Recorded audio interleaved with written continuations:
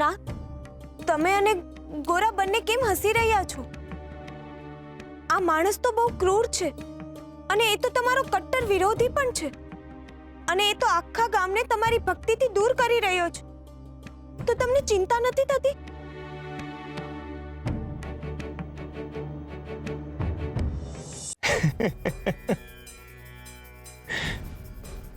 હા તો અશક્ય છે સાહેબ સરકાર. એટલું જ અશક્ય છે જેટલું સૂર્યનો ઉદય ન થવું. સત્તા શબ્દની ઉત્પત્તિ જ હરિએ કરી છે, ને હરિ વિના તો શ્વાસ થંભી જાય. તો પછી એને નકારવા વાળા આપણે કોણ? ને આ માધવપુર ગામ તો કૃષ્ણના નામથી જ ચાલે છે. હરિભક્તિ તો અહીંયાના લોકોનો પ્રાણવાયુ છે. હરિ વગર તો આ ગામની હવા નથી પડતી. તમે મંદિરના કિવાડ બંધ કરી શકો, પણ મનના કિવાડ કેવી રીતના બંધ કરશો? કારણ કે હરિ તો મનમાં વસેલા છે. એમને કેમ ના દૂર કરશો? પળમાં દૂર કરી નાખીશ. અત્યાર સુધી મંદિરની નિર્જીવ મૂર્તિ જોઈને તમે લોકોએ હરિને મનમાં ઠસાવ્યા હતા, પણ હવે એકવાર મને જોશે ને એટલે બહુ જ સરળતાથી મને મૂર્તિની જગ્યા આપી દેશે લોકો. આવતીકાલથી જ એ મંદિરની મૂર્તિની જગ્યાએ મારી મૂર્તિ લાગશે, અને એ જોઈને બધા લોકો ધીમે ધીમે મને ભગવાન માનવા લાગશે. હું બોલી રહ્યા છો, આ વાક્ય તમને શોભતું નથી. હું ઈશ્વર છું. મને શોભે કે ના શોભે, સર્વની શોભા હું જ છું. આ કળિયુગ છે બાળક. અહીંયા જે દેખાય છે ને એ જ વેચાય છે, અને દેખાઉં છું માત્ર ને માત્ર હું, વિશ્વજીત સરકાર. શું તમે કૃષ્ણને જોઈ શકો છો?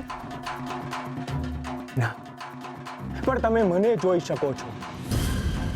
જરૂર પડશે તો મદદ કરવા તમારો કૃષ્ણ નહીં આવે, પણ હું અને મારી સેના આવીશું.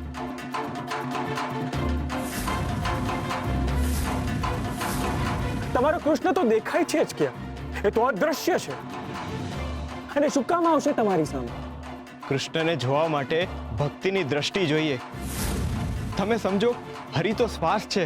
એ બાળક, બસ હવે તું કૃષ્ણના પક્ષમાં એક શબ્દ પણ બોલ્યો છે ને તો તને જીવતો નહીં છોડું. તું માટીમાં કામ કરતો સામાન્ય માણસ છે. જા જઈને માટલા ગળ, ધન પેદા કર. તું બાળક છે ને એટલે તારી વાતોનો તને દંડ નથી આપતો, પણ એક વાત યાદ રાખજે, આજથી કૃષ્ણનું નામ કે કૃષ્ણનું ભજન બંને બંધ થઈ જવા જોઈએ. સિપાહીઓ, ગામમાં જલ્દીથી જલ્દી આ સમાચાર પહોંચી જવા જોઈએ કે કૃષ્ણની ભક્તિ કરવી એ વર્જિત છે. સાહેબ સરકાર, આ મહારાજનું શું કરવાનું છે? હું તો તમારો સેવક છું ભાઈ બાપ. મને મારતા નહીં. તમે કહેશો ને તો મહેલના કોઈ પણ ખૂણામાં પડ્યો રહીશ, પણ મને મારતા નહીં. મને જીવતો રાખજો. મને મૃત્યુદંડ નહીં આપતા મને.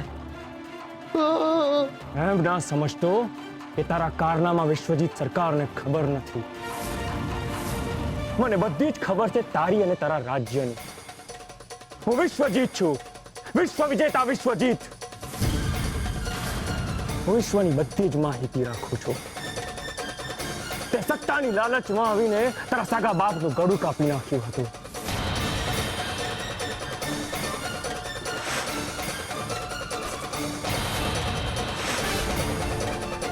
ના ના ના, એવું કાંઈ નથી. તમને કોને કીધું? આ બધું ખોટું છે. એટલે ખોટું બોલી રહ્યા છું? બોલ કોણ છું હું? બોલ કોણ છું હું? વિશ્વજીત સાહેબ સરકાર.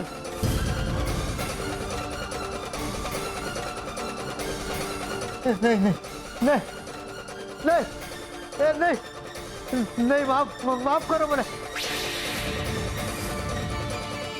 તારા શબ્દોને અવાજ હું દાબી દઈશ.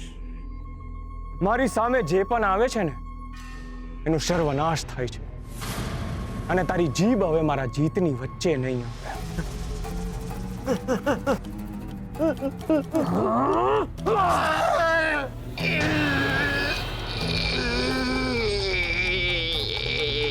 હા હું કર્યું તમે?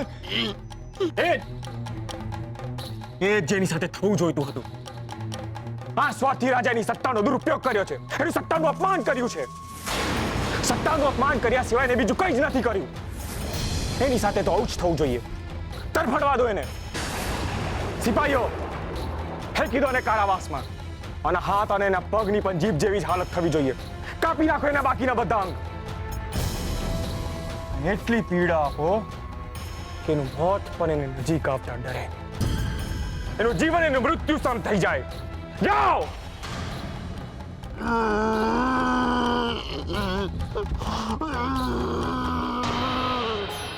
હરે કૃષ્ણ, હરે કૃષ્ણ. કેટલી બધી પીડા આપે છે આ માણસ આ મહારાજને. ના, આને તો મૃત્યુ મળવું જોઈએ. તો પછી સજા કેમ? અરે આ તો જીવવાને પણ લાયક નથી. અને આ ક્યાંનો ન્યાય છે નાથ? એણે આ જ જગ્યા પર એના પિતાને કેટલી ક્રૂરતાપૂર્વક માર્યા અને આજે એને જીવતો છોડી દેવામાં આવ્યો. ક્યાં ગયો તમારો કર્મનો સિદ્ધાંત? રૂકમણી, જે થઈ રહ્યું છે એ કર્મના સિદ્ધાંત પ્રમાણે જ થઈ રહ્યું છે. બરાબર ન્યાય થઈ રહ્યો છે રૂકમણી. મૃત્યુ આપનારને જીવન? આ ક્યાંનો ન્યાય? એનું જીવન મૃત્યુ કરતાં પણ વધારે દયનીય હશે. એણે એટલી પીડામાંથી પસાર થવું પડશે કે પોતે જ પોતાના મૃત્યુને ઝંખશે. પરંતુ એણે જે કર્મ કર્યા છે એના ફળ ભોગવ્યા વિના તો એને મૃત્યુની શાંતિ પણ નહીં મળે. જીવનભર એણે કરેલા નાનામાં નાના દરેકે દરેક પાપનો હિસાબ એણે હવે ચૂકવવો પડશે. તમને યાદ છે રૂકમણી, એણે ગંગાને કેટલી પીડા આપી છે, ગોરાને કેટલી તકલીફ આપી છે. એ બધાનો જવાબ એણે હવે આપવો પડશે. બીજાના જીવનને બગાડનાર મનુષ્યનું જીવન આટલી જલ્દી સમાપ્ત નથી થતું રૂકમણી. એણે જીવવું પડશે. એણે કરેલા કર્મોનું ફળ ભોગવવા, એના દુઃખ ભોગવવા એણે જીવવું પડશે. એને તો એના પાપનું ફળ મળી જશે પ્રભુ. પરંતુ એમાં આખા માધવપુર ગામનો શું વાંક? એ લોકોનું શું થશે? માધવપુર ગામનું એ જ થશે જે ગોરા ઈચ્છશે.